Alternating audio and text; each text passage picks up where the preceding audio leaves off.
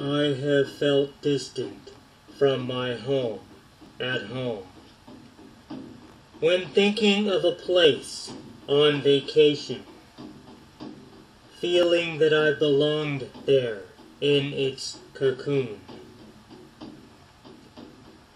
I have wanted to move to its magic, yet my ideas have been to no avail.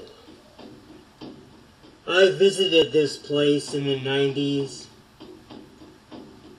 with my impudent girlfriend at the time, after her father died with suddenness while watching his team in the Super Bowl, defeated midway in the fourth quarter. She and I had plans for an art museum, but I heard her mother screaming for help as I was approaching the immense house.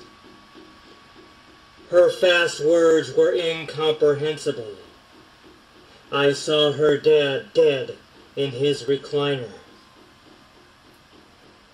The football game was piercing with voices, with she and her mother screaming loudly, as I struggled to revitalize him. But he was gone at 64 years old, and all I could do is restore order.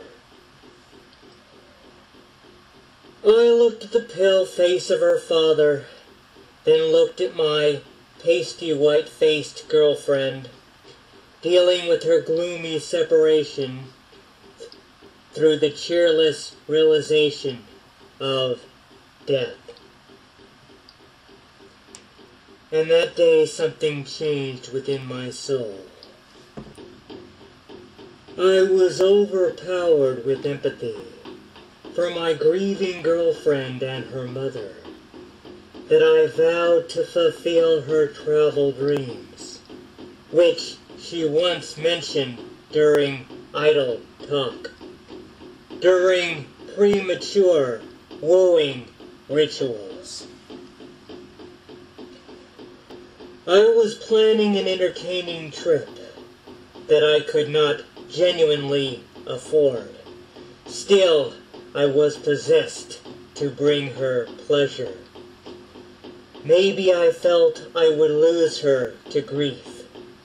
Maybe I was misguided in those days.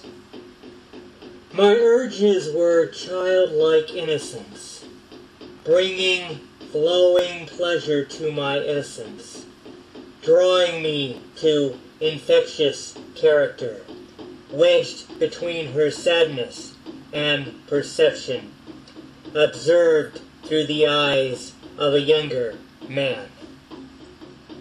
I saw February blow into March, hoping the warming would brighten her life, as I pulled out a map to the ocean, thinking about Pacific Coast Highway, even with a junker-conditioned car. I thought about stunning San Diego, until my eyes shifted to the ocean, when remembering her praise for oceans, even though we lived near Los Angeles, with an ocean 20 miles away. She and I arranged time off from our work to allow the ocean to weave beauty among exquisite pleasure where clouds lift, driving between a smile and giggle, then arriving hand in hand in its breeze. Life seemed to make sense by the ocean waves, although I could not explain it back then. In fact, I cannot clarify it now. But there was something about that ocean that enlightened us beyond a reason. We spent most of the day walking the beach, soaking up colorful arts of locals, while through the tall picturesque waves we pressed, crossing mud expanse with the smell of salt, hearing peace and quiet through the large crowds. Naively, I had an ultimate dream. That was to live where the waves meet the sand, feeding her on my dream innocently. But throughout the year, we drifted apart, leaving a worn and almost broken man. I have worked hard in 6-day periods, with little time for poetry and art. Still, I feel further away from my dream, for the ocean can ignite dark hours. And once I promised her to live my dream.